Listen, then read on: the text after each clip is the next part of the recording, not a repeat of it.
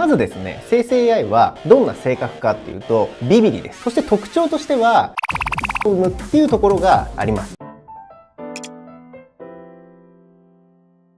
皆さんこんにちは、コウスケ先生です。コウスケ先生普段こんなこともやってるので、気になる方はチェックしてみてください。今回はですね、ノートブック LM 第2弾ということで、ノートブック LM のより効果的な使い方っていうところをやっていきたいと思います。で、前回の動画を見ていただいて、多分ノートブック LM 使ったっていう人いると思うんですね。ただ、思った回答を得られないことってなくないですか？例えば自分自身が打っているのに、いや、そこじゃないんだよなとか、いや、書いてあると思うんだけどな、みたいなことが回答として得られなかったことあると思います。で、じゃあなんでそんなことが起こったかっていうのを知るためには、ノートブック LM だけではなくて、生成 AI 全般の性格とか特徴、ここをしっかりと意識しておくと、自分自身のインプットであったりだとか、アウトプットの精度っていうのは変わってきますので、ちょっと今回ここについて言及していきたいと思います。で、先ほど申し上げた生成 AI の性格と特徴って何かと。まず、性格です。性格は、これ、ノートブック LM だけじゃないですよ。すべての生成 AI は、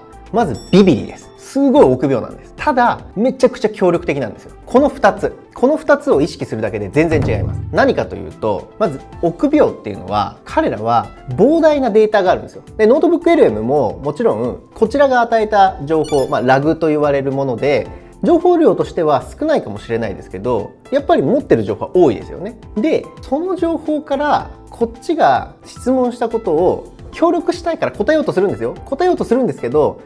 これでいいんだよなみたいな形でちょっと自信ないんですよ。それはなんでかって言ったら、こっちのインプット情報が曖昧だから向こうも曖昧な答えしか出ないんですね。なので彼らがビビリってあることを意識してしっかりとこっちが詳細な質問をすることで回答精度っていうのは上がっていきます。で、もう一つ特徴です。何かというと、よく皆さんももしかしたら聞いたことあるかもしれないです。ハルシネーションを起こすっていうことを意識しておいた方がいいです。で、ハルシネーションって何かというと、正直生成 AI 界隈で嘘の回答とかをハルシネーションって呼んでる場合あるんですけど、実はハルシネーションって幻覚っていう意味であって、でっち上げって意味なので、これ全ての生成 AI が出す回答はハルシネーションなんですよ。で、なぜかというと、生成 AI っていうのはよくコピペした文章みたいな文章あるじゃないですか。でもあれ別にもともとその文章があってそれをコピーしてるわけではないんですね。生成 AI の中のデータベースは全て数値ベクトル化されているものなので、一文がそのままコピーされて入ってるってことはないんですよ。その単語の並び、これシーケンスと呼びますけど、単語の並びを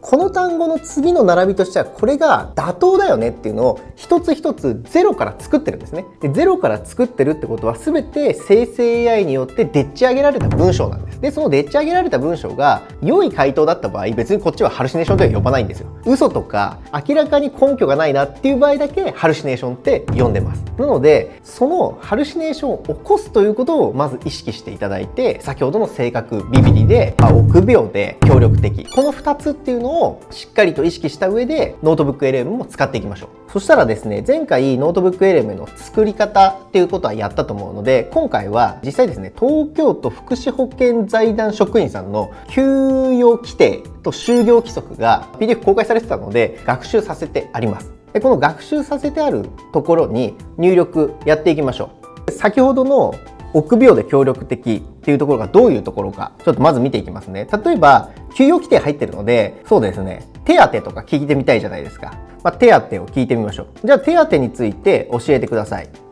ていう風な形で彼に質問をしてみます。で、手当について教えてくださいと質問すると、彼の中では、手当ってどういうことを聞きたいんだろうっていうのがまず頭に思い浮かぶんですね。で、そうすると、私個人としては、手当について教えてくださいって言ったら、支給額とか支給条件とか、そういったものを頭の中で思い浮かべてるんですけど、それを文字にはしてないんです。で、そうするとどういう回答が得られるかというと、まず手当の種類として、家族手当とかありますよとか、支給条件として一応ちょろっとは書いてあります。扶養親族も職員に対して支給されますであったりだとか、そういった条件は出てるんですが、支給額とかこれ出てないですよね。それはなんでかって言ったら、こっちが言ってないからです。なので向こうは臆病なので、なんとなくこういうことだよねっていう解釈で今回答を出してきちゃってます。なので、いや、そうじゃないんだと。手当について、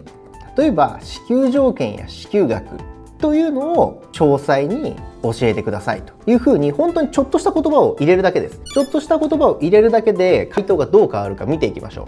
う。先ほどは特にどういったことをっていう目的はなかったんですね。でそこに対して今目的語をつけました。こういったものを知りたいんですよっていうのを書きました。そうするだけで彼らの回答はガラッと変わってきてですね、今すごく考えてます。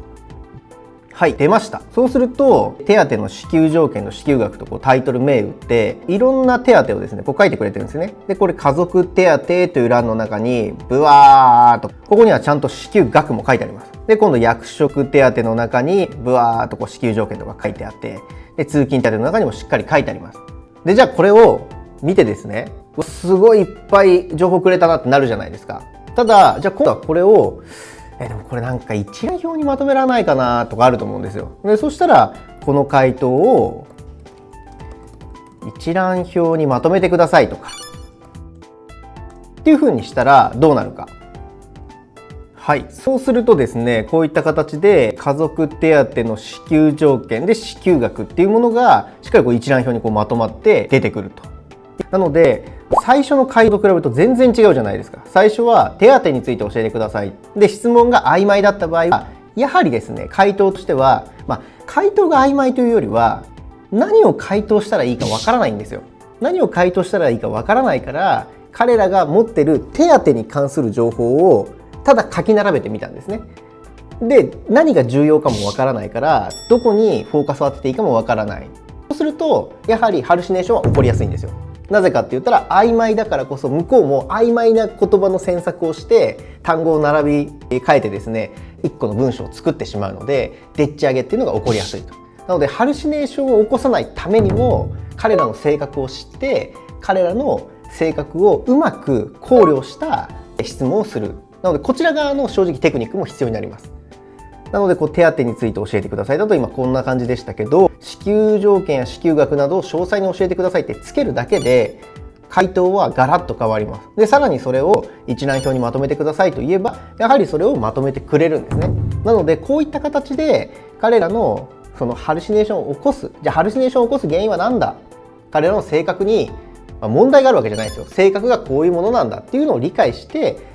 生成ノートブック LM だけではなくて生成 AI 全般を使っていくと回答精度っていうのは上がっていきます。よくですねこういった質問の部分を作り上げるものプロンプトエンジニアっていうのが最近結構流行ってます。でそれは何かというと彼らにより正確な回答を得るために例えば前提としてこういうのがあるよねで質問したいのはこういうことだよっていうのを、そういったプロンプトっていうのを作り上げるより精度の高い回答を得るためのプロンプトを作るためのエンジニアっていうのが最近流行っていますけど、別にそれを否定するわけではないです。否定するわけでは全然ないんですが、言ってしまえば生成 AI も人と一緒です。例えば人に質問するときに手当について教えてって言われたら相手困るじゃないですか。手当って何を聞きたいんだろうこの人とかあるじゃないですか。それが例えば自分にね扶養親族がいたとしたら家族手当についてさ支給額とか支給条件とかってあるのって聞いたら向こうはそれだったらこれだよってなるじゃないですか。だから結局生成 AI も人と同じで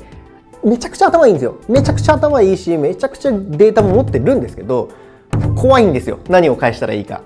なのでそういった性格を知ってハルシネーションを起こすという事実を知った上で使ってみると回答精度っていうのは全然変わってくるので、ぜひですねノートブック LM だけではなくてジェミニもそうです、チャット GPT もそうです。全てのものをそういった性格持ってますので、それを理解した上で使っていくと自分が得たい回答っていうのがより精度高く得られますので、ぜひこれ活用してみてください。こんな形でですね、今回はちょっとコアな部分でしたけど、Google のサービスを中心にですねこのチャンネルでは紹介していきますので、ぜひチャンネル登録よろしくお願いいたします。ありがとうございました。またね。一言で表すと最高のアドバイザーじゃない？自分が知りたいものをどんどん入れておけばそこから答えてくれるわけじゃない？でいろんなよくわかんない情報とかなくて自分が欲しい文献とか情報からアドバイスをしてくれるから、シンプルイズベストみたいな回答をくれる最高のアドバイザーなんじゃないかなみたいな。